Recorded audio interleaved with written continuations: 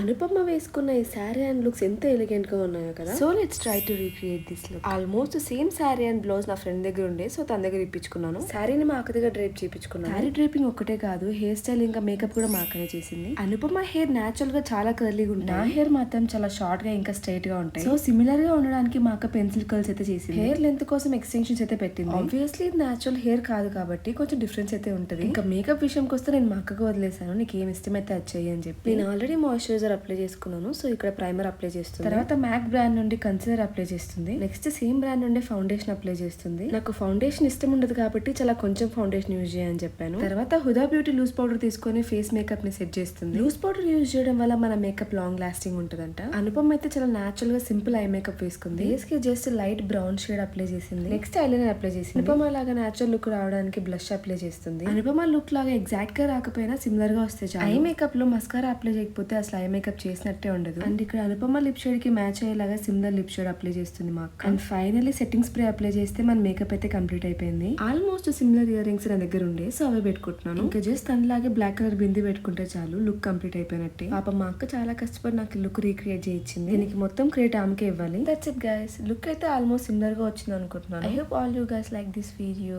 Bye.